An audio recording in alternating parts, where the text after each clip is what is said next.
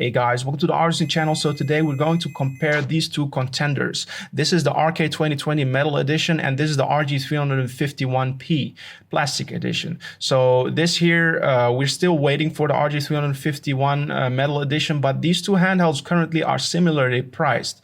So it is a fair contest between these two. Which one would you get, the metal RK2020 or the plastic RG351P? We're going to test them quality-wise and compare them to each other because it's a fair contest. But right now, why I waited for this video instead of releasing it earlier is because there was no optimized operating system for the Anbernic RG351P, but right now we got one. It is called 351 ELEC, and they fixed the PlayStation portable issues as well as Nintendo DS issues and the screen tearing issues. I haven't tested the performance yet, but that's what they boast, and I'm happy in that case if that is going to be the situation over here. Now, what we're going to do is we're going to compare these quality-wise and performance-wise so you can make a choice and see which one is more suitable for your needs and which one you want to go for. So let's get into the video. So let's first talk about the build quality of the RK2020 Metal Edition. We got a beautifully cut out body for the RK2020 Metal Edition. It is really beautiful, and this is why I love metal handhelds. We got anti-slip pads on the back for comfort, and the design of the RK2020 in general is very beautiful in my opinion, but I didn't like the plastic version of the RK2020 because it felt flimsy and we had a lot of rattle going on the buttons, which wasn't ideal at all in my opinion. But in this case, we don't have as much of a rattle going on here. The only rattle that's coming out of this handheld is the ABXY buttons, which are not seated that well into the button wells. They feel like they're not stiff enough, and I don't appreciate that actually. So the D-pad is quite good, not really the best D-pad, but it is seated quite well into the body. We got the analog stick going on over here. This analog stick is a PS Vita analog stick clone. It is not a great analog stick. If you use it, it is very good, but it doesn't last for a long time. I've had some of them break on me, and yeah, I had to replace them via AliExpress, just ordering some extra analog sticks.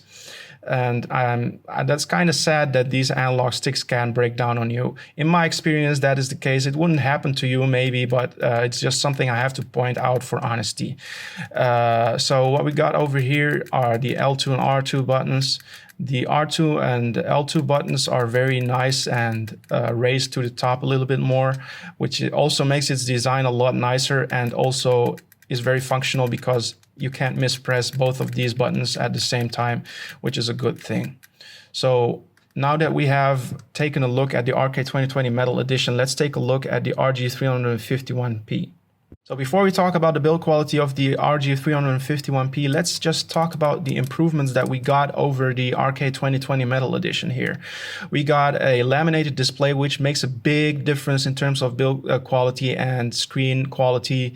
It's a lot more crisp and a lot more clear and more vibrant as well compared to a non-laminated display. Laminated means that there is no gap between the IPS panel and the glass lens on the screen. So if it has a gap, there is some chances that you get a less crisp display and stuff like that. It doesn't exert its full potential, in my opinion, and a lot of people's opinion. It's actually a fact.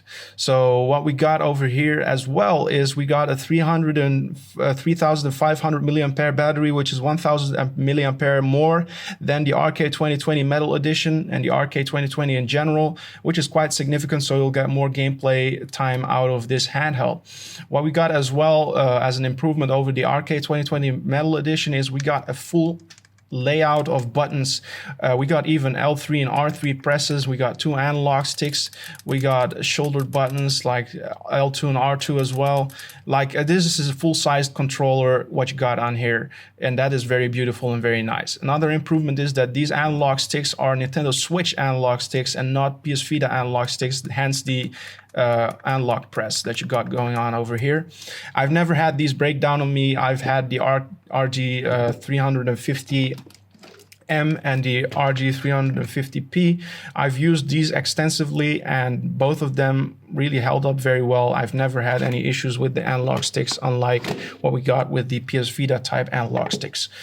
Now let's talk about the build quality of this handheld. It is built like a tank for a plastic handheld, and it is very sturdy. It has some weight to it, but not as heavy as the RK2020 Metal Edition. It is very well built and it's just a beautiful handheld. We got anti-slip pads on the back. We got some nice edges and curves are going on over here as well for comfort. It really is comfortable to hold handheld. And we got, let's talk about the buttons. What we got over here are the top-notch quality buttons. I don't have any complaints about them. Also, the analog sticks are very good. The D-pad is awesome. The buttons are seated very well into the button wells. No rattling at all. Like, there's no rattling at all. This is as stiff and as good as it gets. It's not stiff in a bad way. What I mean with stiff is that they're not loose. The L2 and R2 buttons are not mispressable that easily because there is a gap between these two. I never mispress them at all. So that is something to keep in mind. So let's move on to the performance differences between these two handhelds and take a look at that.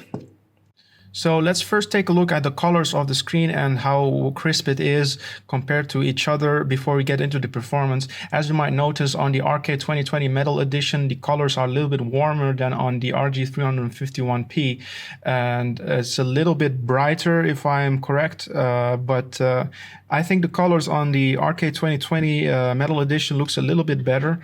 We got a gap going on over here, that's a fact. We got like 2 millimeters of a gap between the IPS display and the tempered glass lens.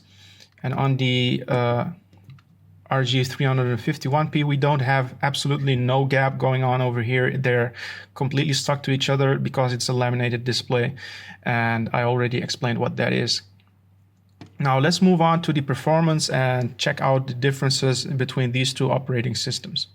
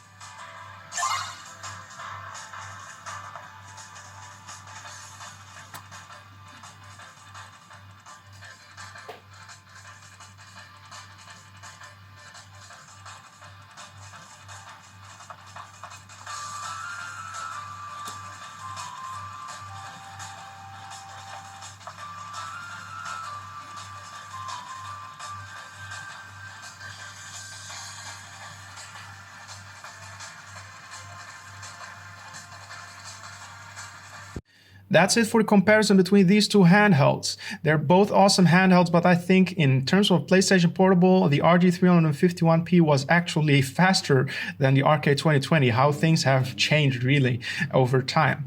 So with a little bit of developer support, you can see that these handhelds really start to shine and really change their directions and get better over time.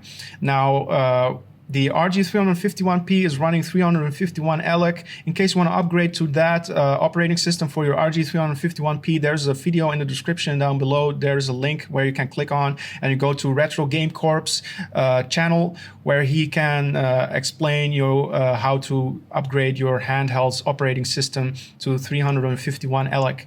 It's a very good video. I really like the channel, so show him some love and tell him that you came from Arzian's video and stuff like that, whatever you want to do. But I think in this competition, we got the RG351P as the winner because it has an edge over the RK2020 in all aspects except that it's not metal, and yeah, it has more inputs, it has laminated display, it has bigger battery and more battery life, and it is built as well very good compared to the RK2020. Even though the RK2020 is metal, I think the build quality of the RG351P is still a little bit better. So I am happy to announce that the RG351P is the winner. I got links down in the description below to some performance videos on these handhelds and the other systems that you haven't seen in this video yet. So check out the links in the description down below, and I'll see you guys in the next video.